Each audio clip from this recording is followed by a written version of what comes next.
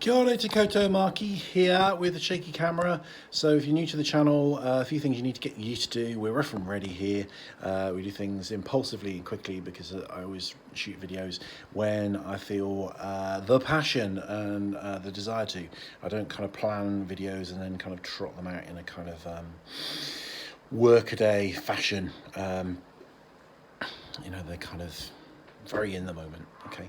I have ADHD, so if I did everything beautifully, planned it out wonderfully, I would never do any videos. So they're fast and dirty. Well, they're not usually fast, but they're dirty and rough and ready. Lots of substance, but very little style, okay? If that's not your thing, you probably already switched off by now.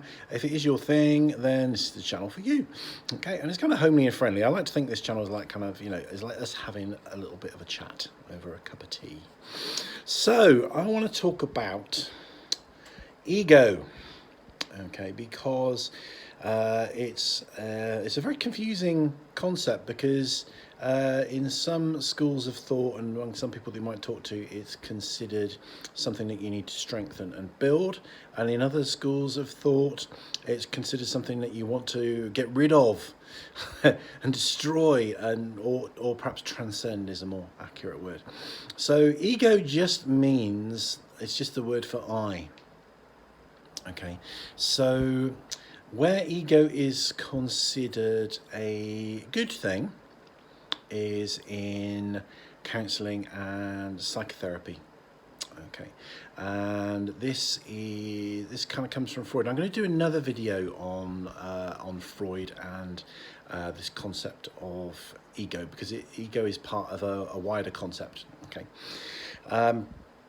But essentially, the ego, according to kind of Freud and you know, most kind of people that use this in a psychological or psychotherapeutic sense, will be kind of drawing on this same meaning, is the part of yourself which is capable of arbitrating the more extreme parts of your personality.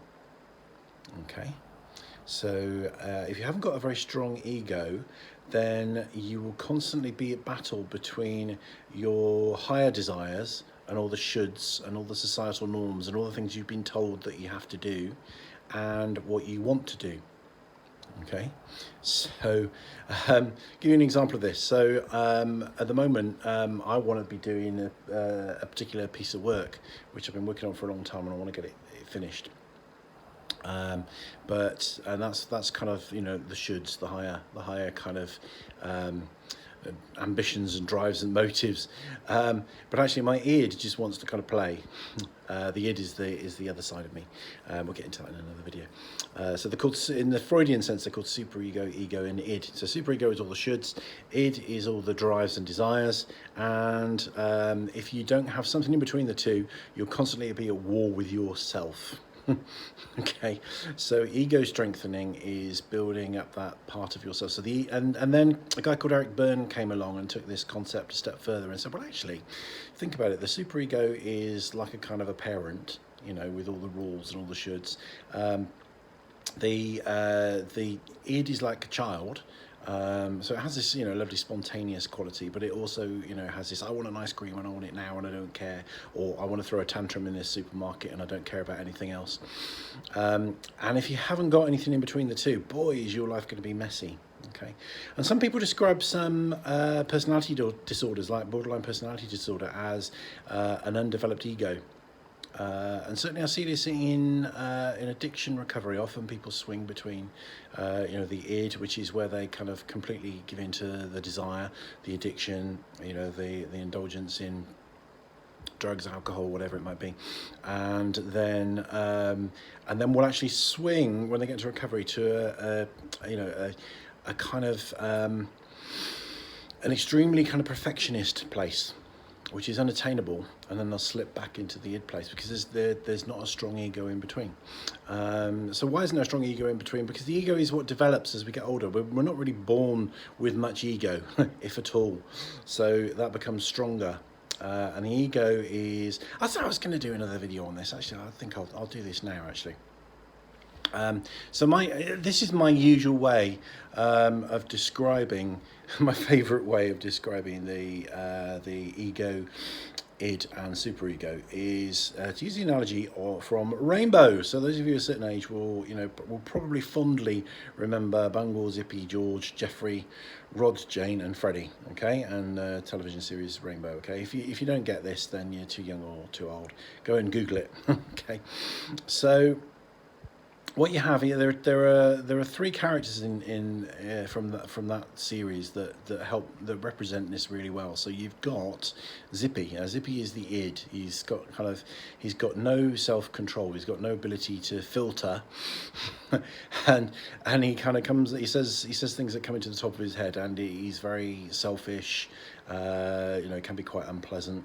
And then you get Bungle, who is equally annoying because he's this kind of goody, kind of wanting to kind of tell people off and wanting to kind of grasp people up, knock people up, as they say in New Zealand. so they're the two extremes. And then Jeffrey is like the ego, because he's this kind of more adult figure that's kind of, that sorts them both out, that tells them both off at times, or indulges one when it's appropriate to. Okay, so that is the ego. So the ego is the part of you that says, that wants to eat a whole tub of ice cream, but says to yourself, no, I'm going to have some ice cream. I'm not going to kind of, what's the word? I'm not going to, I'm not going to deny myself because the ice cream would be nice, but equally I'm not going to have the whole tub of ice cream. That's the ego. Okay, so for some people that the ego is not very well developed, and also it applies to the kind of sense of self, the understanding of kind of who you are. People without a strong ego in the psychological sense can kind of lose their sense of identity. They can get kind of detached from reality. To put it in a very kind of oversimplified way. So there we go. So I didn't think I was going to get into the whole Bungle, George, Zippy thing, but there we go. So that's ego. Okay, so ego is good. Ego needs to develop. Ego is part of maturity, is the mature part of us, the adult part of us that arbitrates between the parent and the child. What's another analogy for that is cart and horses. It's not as fun as my Bungle, George, Bungle, Zippy, and Jeffrey, but it's quite good. So the horses are kind of wild, kind of impulsive.